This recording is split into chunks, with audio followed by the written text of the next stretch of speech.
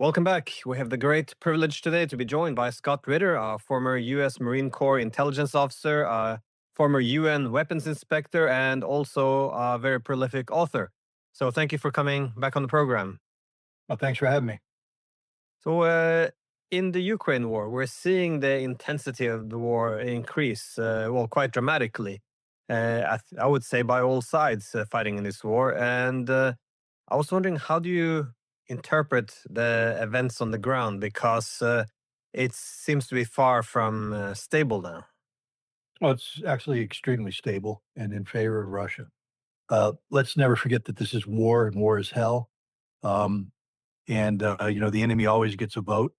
Um, and, the Ukrainians have been putting up, very steadfast resistance. The enemy can always, throw in some surprise punches, et cetera. And I think, though, we also have to understand this, Glenn. In addition to the war that's going on in the special military operation, there's an information war taking place today that's unprecedented. The unprecedented conflict you speak of is taking place in the information sphere, being played out on social media platforms, being played out in mainstream media. And the purpose of this information war is to promote the idea that Ukraine somehow has stolen the strategic initiative away from Russia. They've been talking a lot about Ukrainian drone strikes and the effectiveness of these drone strikes, and that Russia is powerless in the face of these drone strikes. And in doing so, create the perception, or at least seek to create the perception that there's a vulnerability in Russia, political vulnerability that could lead to the demise of Vladimir Putin. That's how Putin's at risk. Um, this is just absurd in the extreme. I mean, yes, there is this information war, but we can parse this out, point by point by point. I'm not picking on you. You, of course, pick your guests as you see fit, but you recently had Gilbert Doctor on, who just spouted the biggest line of horse crap I've ever seen in my entire life, based upon what? Taxi interviews, interviews of real estate brokers, and two old people stuck on a hill in Theodosia because they can't gasoline to come down. And because of this insight that he has, suddenly Russia is collapsing and Vladimir Putin's at risk. This is absurd. Doctorow just published an article yesterday. Russia is losing the war, with an exclamation mark, by the way, to reemphasize the point that Russia is losing. And he cites several things. One, and it's focused on the drone war. This is, your question. Look, let me just set this up. The day I went to St. Petersburg International Economic Forum on June 3rd, 96 drones struck St. Petersburg. The vast majority of them were shot down. 5 got through. Um, they blew up some military targets, some oil structures. In the morning, there was some black smoke visible on the horizon. The people of St. Petersburg didn't give one damn about this at all. There was no panic. Nobody changed their lifestyle. Nobody screamed in the street. There were no demonstrations against Vladimir Putin. The conference went on. The day I left the St. Petersburg International Economic Forum, I received a notification on my phone that the internet was going down because of an ongoing Ukrainian drone strike. Life is complicated by these drones. There's no doubt about that. There can be no doubt about that. I went to the special military operation. The day I arrived in Lugansk, the city of Lugansk, air raid sirens were sounding the whole time. That night, Lugansk was struck several times. You could hear the explosions. Um, that next day, we went to Starobelsk, the scene of the murder of 21 students by Ukrainian drones. Drones, brought to their target by Starlink, Elon Musk's technology. While I was in Starobelsk, 2 Ukrainian drones impacted nearby, uh, generating enough concern that I was told to leave Starbelsk. Everywhere I went in this trip, drones were an ever-present reality. The last day of the special military operation, the convoy I was in was struck by Hornet drones. These are drones that are built by a company funded by Eric Schmidt, the founder of Google. Again, using Starlink technology and connectivity. Um, when you speak to the Russians, they will tell you that this is a complicated war, very complicated war. I interviewed numerous Russian drone operators, drone commanders, drone specialists, drone research and developers, drone technicians, experts on modern drone warfare. And they all said the same thing. The Ukrainians are very good at what they do, very good at what they do. But when they said it, they didn't say it in the tones of somebody playing the New England Patriots with Tom Brady at the quarterback. When Tom Brady's very good, we don't have a solution for Tom Brady. He's picking us apart. We're going to lose this game. No, they're yeah, Ukraine's are good, but we're better and we're winning. I interviewed Dmitry Rogozhin, the former head of Roscosmos, current commander of Bar Sarmat, a drone brigade, um, who runs a technology center. And he said, for instance, on the Hornet, it's a very effective weapon. He said Ukrainians are doing some interesting things with it. They're using Starlink and some AI technologies. And he chuckled and talked about how they were going through the debris reverse engineering. He said, we got the solution. We already solved the problem. And so while the West is promoting how the Hornet is creating the highway of death, the Russians have already solved the problem, but the West doesn't talk about that. The fact that every Ukrainian problem presented has come up with a Russian solution, and the Russian solution further projects the advantage in favor of Russia. Never forget that the FP1 drones that Ukraine uses to strike Russian energy structures have a 60-kilogram high explosive warhead. You know what that sound it makes when it hits a Russian oil refinery? Pop. Do you know how solid they are? You live in Norway. Go to a Norwegian oil refinery. Take a look at the construction. Tell me what kind of steel they use in these high pressure vessels, et cetera. But the kind of steel that will be destroyed by pop, or does it take a boom? Because every time I check, not a single Russian refinery has been permanently shut down. Every Russian refinery is brought back on order. The Moscow refinery was hit. They have two, the AB6 and I think Euro X, refining units. AB6 was shut down primarily because it's also going to be upgraded. It's being upgraded as we speak. People never do the follow through. Gilbert Doctorow never does the follow through to understand why things are what they are. They're replacing a unit with a new modern unit that's already been programmed to be, much more efficient. But they also brought the Euro refining back up within a matter of days. And so there was no permanent cessation. Samar was shut down, brought back in a matter of days. This is the reality. The FP1 drone that is being used is not high technology. Dr. O calls it advanced German technology guided by American intelligence. Oh, shoot, the Russians should surrender right now because it's over. It's not advanced German technology. It's a plywood drone that flies 60 miles an hour. You know what the solution to the FP1 drone is? It's not, as people say, oh, they're going to destroy Russian air defense because the Pantsir missile, there's not enough of them. They don't need them. The Russians now have roving gun crews. They're out there hunting them down. They have their own counter drone units that are flying, shooting them down as they come in. The Ukraine's lost 555 of these drones. Less than 5 make it to their target. That tells you the Russians are doing something good. Layered air defense. They got this thing solved. Meanwhile, the factories that produce the FP1 drones are disappearing.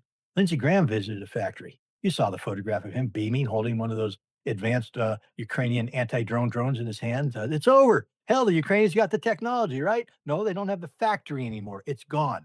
And all Ukrainian factories are gone. They're going away because the Russians are winning this war. Have the Russian drone factories gone away? No. Every once in a while, Ukrainian FP1 drone slips through and goes pop, pop, pop goes the weasel. That's it. There's no there's nothing the Ukrainians do right now that gives them the advantage on anything. They're losing across the board. They're losing on the battlefield. The Russians are advancing, slaughtering Ukrainians. On drone warfare, one of the reasons why the Ukrainians lose is that, again, the West won't talk about this. The Russians hold what they call the ISR advantage. They have overwatch over the totality of the battlefield. And the Russians have used AI in their command and control in a way that the West doesn't even understand right now. They have maximized the rapidity of analysis of imagery coming from a variety of sources. And so any glitch in the pattern of life analysis, anything that shows, oh, a drone system could be operated here, instantly, is instantly responded with a Russian strike. Artillery, if it's depending on where it's at, could be an Iskander, it could be another missile, it could be Fab 500 bombs. But the Ukrainians on a daily basis are losing 8 to 10 Ukrainian drone command centers, 8 to 10.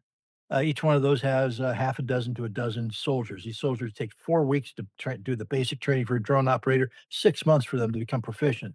On a daily basis, the Ukrainians are losing 80 to 100 of their best drone operators, 80 to 100 every single day, and they're not being replaced. Nobody talks about this. There's a deficit right now in what the Ukrainians can do. Um, so the fact of the matter is, what's going on right now is an information operation designed to convince not the West, because the West will buy any lie told, and Russia doesn't care about the West.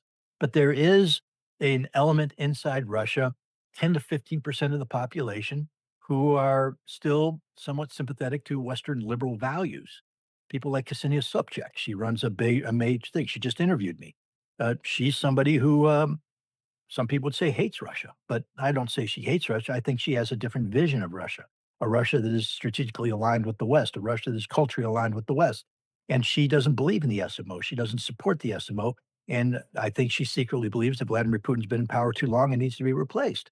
Um, but how do you get rid of Vladimir Putin? You have to create the perception that he's somehow vulnerable. And right now we have a thematic taking place in the West. Gilbert Doctorow is one of the leading proponents of this, that a window of vulnerability opens up on September 20th in the elections in the Duma. Do you understand that Putin is not going to be kicked out of power on September 20th? Does everybody understand that? That this man's popularity raising is in the high 70s? It could possibly go back up into the 80s because the Russians will rally behind their leadership. They will not abandon their leadership, especially an effective leader, a beloved leader like Vladimir Putin. Um, so this is just false hope. The notion, and again, there's people that say, that Putin is vulnerable because Russia's history shows he's vulnerable. They cite Gorbachev, Yeltsin, they cite the Wagner revolt to show that there's this vulnerability that the military could be swayed over. They're just absolute misreads. You're comparing apples and oranges. Putin has never been more secure today in power than he is today. There's no chance of any window of vulnerability. There is no meaningful counter. Gilbert Doctorow uses interesting, you know, analytical models, some of which are derived from watching Russian TV. Glenn, you watch Russian TV. You understand that Russian TV is a business. Okay. Do you think that 60 Minutes, the big game, Solo Live is about providing fact based analysis to the Russian people, or is it entertainment, news as entertainment designed to attract viewership? And how do you entertain?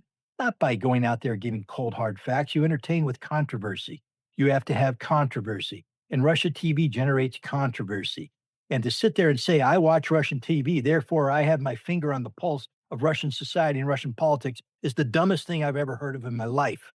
I'm frustrated by this, Glenn, because I just came back from Russia, and I have feel as somebody who, has spent my life, my adult life, doing uh, high stakes, high grade intelligence analysis.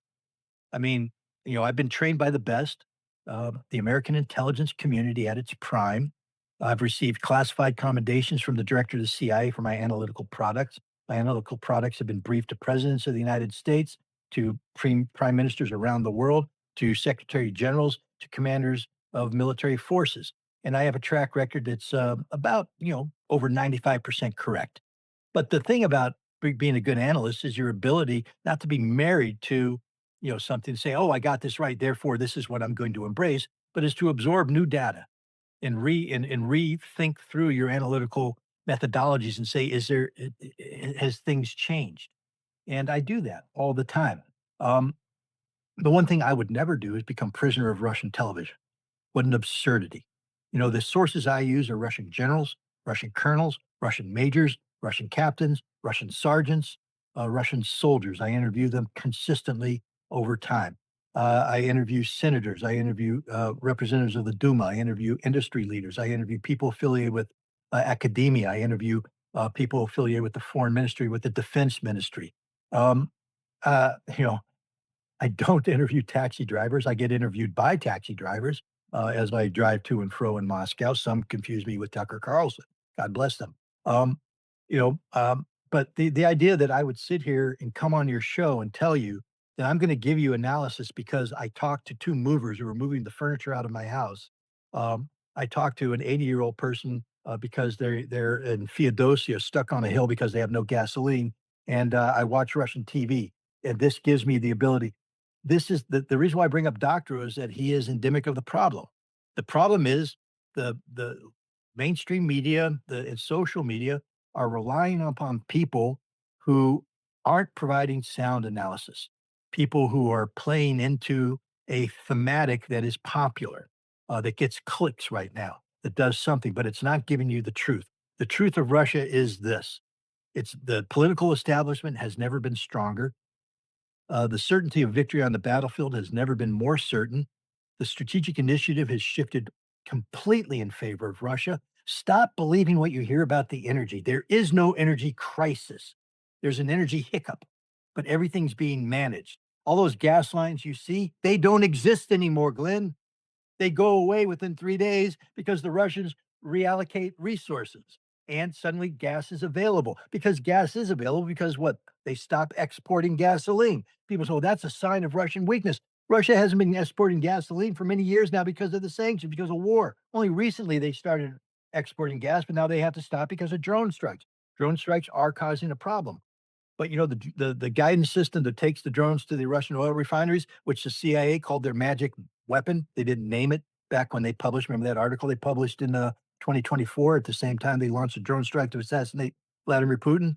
Um, it's Starlink. Glenn, Starlink's not working right now in many places in Ukraine. Ask yourself why. I know the answer. I know because I was there and I talked to the people who are hunting Starlink. There are three strategic paths that Russia's taking to nullify Starlink as an effective communication vector, and they're all coming into play except one. One is called shredding. You know, Russia could shut down Starlink today, right now, as we speak, take it out by shredding it, simply putting something up in space and shredding the constellation. That would be the end of Starlink and all of American military communications connectivity. It's a huge vulnerability. Russia's not doing it. Why? Because Russia's not panicked. Russia is using alternative vectors to shut down Starlink, and it's working. Ask the Ukrainians why their drones aren't flying right now in certain areas because they can't fly because Russia shut down Starlink. Ask them why their numbers, why their the success rate of the FP1 is dropping to the ground because Russia's shooting them down. Russia's solved the problem. Why is the Hornet flying? The drone war is being won by Russia. I'm telling you, this is a statement of fact from somebody who just came from the special military operation, interviewed the Russian drone operators, and watched firsthand what's happening. Now, this doesn't mean that the Ukrainians aren't having effectiveness. This is a war. War is hell. And the Ukrainians are doing a good job. They're very brave, but they're losing 80 to 100 of their best drone operators a day, and they don't have anybody to replace them. Well, one thing which has changed, though, is the Kremlin spokesperson, Dmitry Peskov. He was making the point that the special military operation was now shifting towards war because of NATO's deepening involvement. I was wondering, well, I guess a twofold question. How do you see the extent of NATO's involvement now in the war? And I guess, is it growing as well? And what is the well what's the meaning or the how valuable is what Peskov said? Does it mean much, or is it more of a personal position, or does it mark any shift in the thinking of the Kremlin? Well, the thinking of the Kremlin is measured by Vladimir Putin. So let's wait till Vladimir Putin articulates a statement. Peskov is a spokesperson who goes out and answers questions. Sometimes he gets ahead of the skis. Sometimes his job is to plant a seed of thought. So you just had a major NATO summit. And I think Russia needed to be seen as responding to the NATO summit. And so rather than thinking NATO that they got a free ride, they got to say all these things and posture against Russia without consequence, the Russians have come back with several statements. Remember, when France talked about sending Rafale fighters with nuclear weapons to Finland, the response was Finland now has become a nuclear target. Does that mean that Russia has restructured its entire nuclear profile? They said, no, it just means that they made a statement. You're talking about something, we're putting a marker on the table. NATO comes out and talks about more money to Ukraine, talks about joint production, et cetera. And Peskov's making the simple statement that this makes you a direct party to the war. This changes the nature of the conflict. But there has been no legal change in it. Regardless of what Peskov said, it's a special military operation. It continues to be a special military operation where all the restrictions that are attached to that in terms of what Russia can or won't do, or et cetera.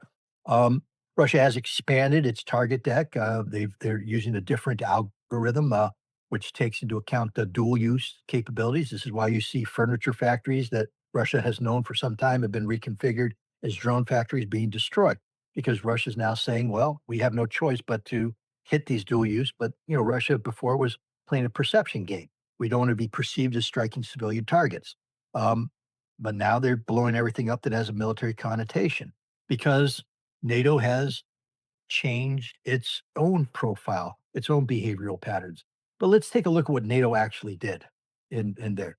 Let's start off with the fact that NATO is not unified. Come on, Glenn, you know that Donald Trump made a parting shot at Greenland. Do you really think that NATO is going to stand by and let the United States seize Greenland from Denmark? The answer is no. Um, Spain, the last time I checked, was a member in good standing of NATO. Donald Trump now is cutting all ties. Is that how NATO members treat each other? Turkey still has huge problems with Greece, two NATO members. France has problems with Turkey. Ankara was a facade. It was fake. It was theater, political theater. What did NATO commit to? The money they talk about pouring into Ukraine isn't going to Ukraine, but being invested into European defense industry, ostensibly to the benefit of Ukraine. But many of the technologies they're talking about investing in require lead times of 2, 3, 4 years. Ukraine's losing the war right now. Nothing that was agreed to in Ankara will have any impact on the battlefield this summer, this fall, this winter when Ukraine loses this war. Meanwhile, the Russians are taking apart Ukraine's energy infrastructure. They talked about a dark winter last year. Well, what do you think this is going to be? There's going to be a dark summer already at the peak of air conditioning season. Russia's taking on infrastructure. The Ukrainian people are suffering today. Um, you talk about Russian gas shortages throughout Ukraine. There are gas shortages because Russia is devastating the infrastructure, devastating supplies. Um, this is the reality. Everything that came out of NATO was a facade, was fake, up to and including Donald Trump saying, "We're gonna let you license production of the Patriot." Really? I can guarantee you this, Glenn, not a single Patriot will ever be licensed inside Ukraine. It's a physical impossibility. First of all, because you gotta put in, what, a 60,000 square foot or 600,000 square foot, um, factory built from scratch because it's gotta do certain things. You think the Russians are gonna sit there? I just told you the Russians have ISR dominance over Ukraine. They watch everything. So they're gonna sit there and go, "Hey, yeah, go ahead and build that factory. We'll stand, but don't worry about us. You send in all your technicians, build that factory. You need to install specialized equipment? Please do that. Testing? Test it all away. We'll do nothing. We'll let it happen. And then we'll let you establish your supply lines, all of which have to go through specific, checks, and quality control checks, et cetera. And then they're gonna let them actually assemble Patriots and take those Patriots to operational units. You understand that factory will never get built, has no chance of being built. No insurance underwriter is going to fund that. This is a joke, and already it's recognized as a joke. This is why Zelensky's in panic, running around saying, "Hey, I gotta hold you to your word. You promised me, license-built Patriots." And he's realizing there will be no license-built Patriot. The best he's gonna get is Patriot, GEMTs produced by Germany that will be assembled in Germany using German parts, and they will be sent across the border. Well, they will be blown up in a warehouse before they're ever launched. This is the reality of it. The United States says we're sending in PAC-3, Patriots, the ones they need to shoot down. Because you understand the GEMT shoots down nothing. Maybe a caliber now and then. It can't handle Zircon, Kinzhal. It can't handle the Iskander. So the Russians are hitting Ukraine today. There is no air defense in Ukraine, which means there's no air defense umbrella for any of the things that Ukraine wants to happen to happen. Everything will be destroyed by Russia on Russia's terms. Ukraine cannot rebuild. Ukraine is not rebuilding. Um, this is the reality of the conflict. Ankara was a joke, an absolute joke. And you will watch as quickly as everybody talked about Ankara and patted themselves on the back, it's already happening. The spirit of Ankara is disintegrating as we speak. The big thing that happened was Donald Trump's emotional instability projected him hard right back towards Ukraine. How long do you think he's going to be a friend of Zelensky? What happens when Zelensky starts complaining about patriots and licensing production? Donald Trump's going to call him what he's always called him, ungrateful, ungrateful. And then the reality of the global energy crisis is going to slap him in the face again, and he's going to have to grant Russia the ability to sell oil. And when Scott Besson says we need to ratchet down oil, he's going to say we can't. We have to have Russian oil in the market to stabilize the global energy markets. Instability all over, unpredictability. This is what Ankara was. People cannot misread what happened in Ankara. It was an absolute disaster for NATO. Um, on the NATO involvement, though, we saw, you probably caught those two Russian prankster, Vovan and Lexus.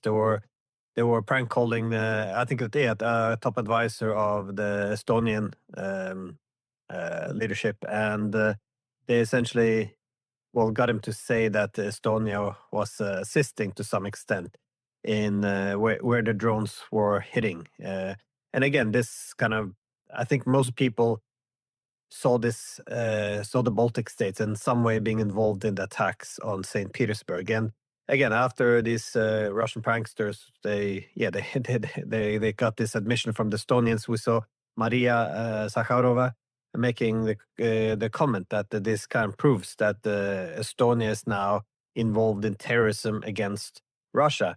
Now, I thought this was remarkable, not because, well, I think everyone knows the involvement of the Baltic states, but once Russia recognizes this, says it out loud, they immediately put a lot of pressure on themselves to do something about it. Do you see this changing the dynamic anyway? Because again, the Russians remain cautious, and I'm a bit surprised because there's been a lot of talk about the need to restore their deterrent, that NATO has stepped way over the line, and now they say, well, here is the evidence. But do you see it shifting anything, or where is this heading?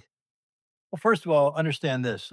Before the St. Petersburg International Economic Forum, um, Narushkin, the head of the SVR, his press service put out a report that said that the Russians were aware of, I think, 7 to 9 facilities being built by Latvia on behalf of Ukraine to facilitate drone launches. They said, we know where these are. And if you do this, we can hit them. Um, and so, I mean, Vova and Alexis are good friends of mine. I love these guys.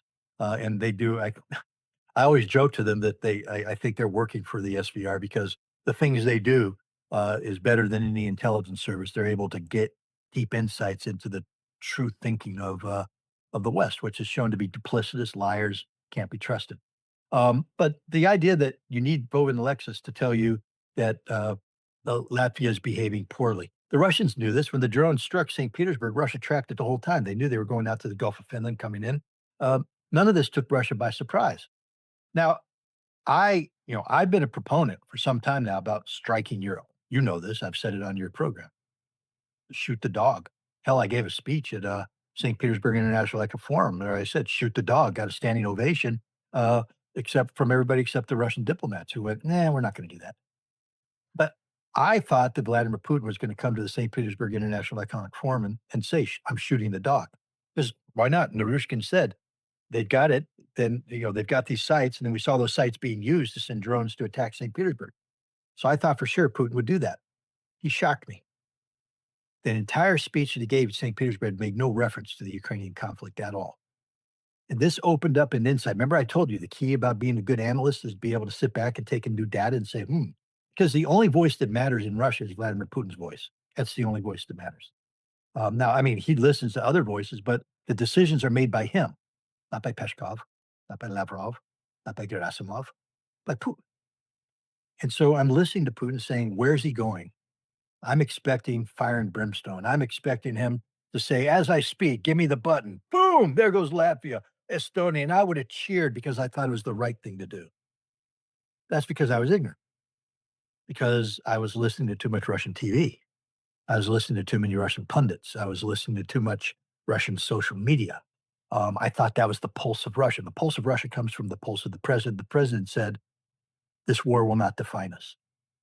What defines us is economic stability and economic growth, that the future of Russia is its economy.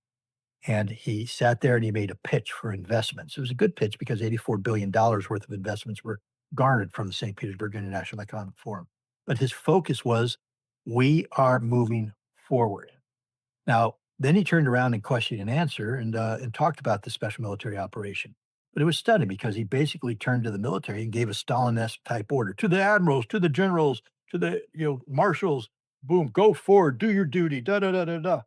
Standard stuff. Then he finished in a way that only a president who was totally in tune with the Russian soldiers could have finished. Работаем, брат.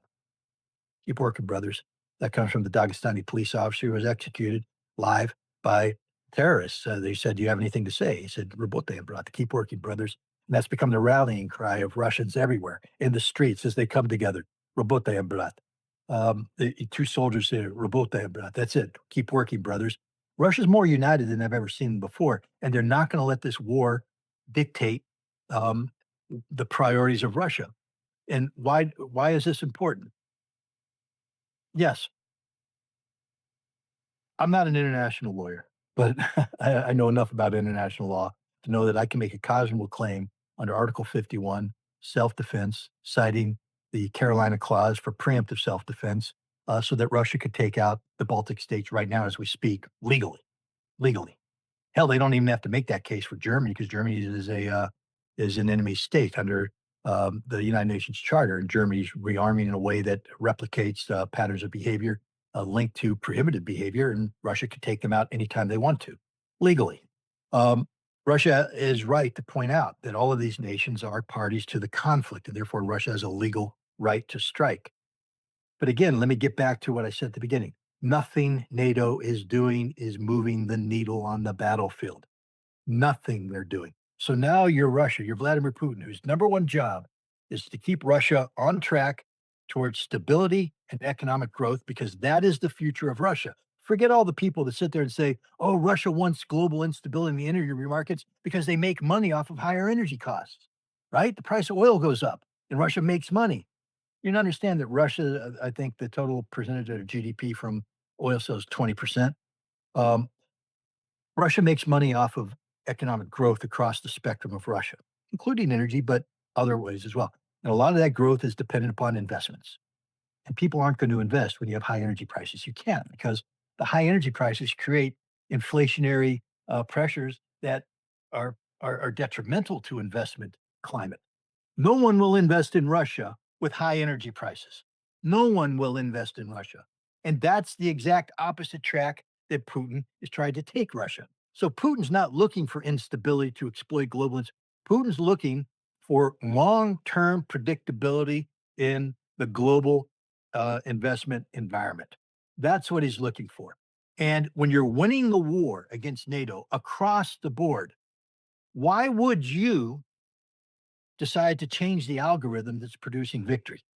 Because again, propaganda doesn't win wars unless you allow it to rot it from in. That's mental warfare. Andrei Levitsky has talked about it. People should study what he writes. But you know, if the goal is to get Russia to doubt itself to the point where they have a Moscow Maidan moment in Putin's, then that's a goal in vain because it's not going to happen. Putin is not going to attack NATO unless NATO does something precipitous. Right now, NATO is not in a position to do anything precipitous. There's a lot of attention paid on Germany. And why not? You have to respond. In the information warfare game, when Germany publishes a white paper projecting the potential of warfare in 2029, when Pistorius talks about expanding military from 148,000 to nearly 500,000, you have to respond. You have to say this is bad. But the reality is, Russia doesn't have to do anything. You know that Olaf Scholz asked for 100 billion euro back in 2022 to magically refurbish the German military, which was basically destroyed. Um, Destroyed by Ursula von der Leyen, I believe, who was at one time affiliated with the Ministry of Defense. Um, that 100 billion went in and nothing happened because Germany's so fundamentally broken that 100 billion euro couldn't even begin the process of rebuilding. Now they're talking about tripling the size of their military with what manpower? 60% of the German men of military age say we're not going to fight. You want to have a draft? The quickest way to get Merz voted out of office is to instill a draft. Will never happen. Merz has no political viability. He's finished. He's done. There's no future. The future of Germany will be dictated by Alternative for Deutschland, which will be a part of a coalition and eventually maybe even dominating a coalition down the road. And they're not going to continue this path. Everything Germany's doing is a joke. Their technologies don't work. Their industries don't work. This is the reality. Why would Putin attack Germany today? You attack Germany, you run the risk of altering the algorithm that is guaranteeing your success. Let NATO score political points in social media. Who cares what Ukrainian bots say in X? Who cares what the Wall Street Journal, Newsweek, New York Times says? Who cares what anybody says? The only reality is the reality on the ground. And on the ground, the Russian army is advancing, slaughtering the Ukrainians in numbers. This crap about 35,000 dead Russians a month it's just stupid, stupid. The Russians are suffering casualties. Of course they are. This is war. It's a new kind of war. It's drone warfare. But the idea that the Ukraine, we can document 25 to 35,000 Russian casualties a month. No, they can't. It's a straight up lie, part of the information warfare that's going on. The Russians, on the other hand, can document that they are slaughtering the Ukrainians in similar numbers. And one of the things you have to learn about Ukrainian numbers, they tend to project their own casualties onto Russia. That's been something they have historically done. Um, and so what we have to know is that the Ukrainians are suffering 25 to 35,000 casualties a month. And they're TCC guys who go around, bump people on the head and kidnap them. They can't kidnap 25,000, 35,000 a month. There is a manpower deficit in Ukraine right now, and it's of strategic proportions. Um, this is the fact. So there is no pressure on Vladimir Putin to attack NATO. There's nothing coming from the Ministry of Defense. There are people on the periphery who are saying things. Karaganov is famous for, promoting things like this. But Vladimir Putin spoke at St. Petersburg. Why don't people listen to him? Why don't you trust the Russian president when he speaks about Russia? And he basically said, we're not going to let this war define where we're going. He's not panicked. There's no panic. There's no panic among the Russian people. And any panic you see in the Russian media sphere is entertainment driven, controversy designed to garner views, clicks, etc. The only voice that matters is Vladimir Putin. So far, Vladimir Putin has been consistently calm and in control. There's no panic. I know you have to run now. I just had a very brief question. How long do you think this war can continue now? Like, how long can they hold on? Because we see things deteriorating a bit, as you said on the front line. There's a lot of front lines where the Russians are now just punching through. How long do you think the Ukrainians will be able to hold on here? I mean, Remember, there's a lot of variables at play. So I know one should be careful to make predictions, but look, I mean, it's these are unknowns. The problem is, when does the structure collapse? You place a structure under tremendous pressure, and the structure starts to weaken. But structures are designed to reinforce each other and reinforce and stay in. When will the structure collapse? The structure will collapse when it's incapable of sustaining the load.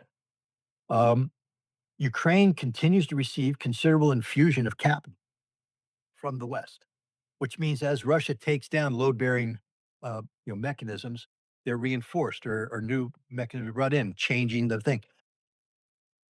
Logic dictates that Ukraine can't hold out much longer, but I've been saying this for years, and Ukraine has held out because what we don't know is what the West is doing. There's a lot of stuff happening behind the scenes in terms of the infusion of capital, et cetera, that are unknowns. The key thing here that people have to understand is it doesn't matter. It doesn't matter. Russia will do this forever. Again, listen to the Russian leadership.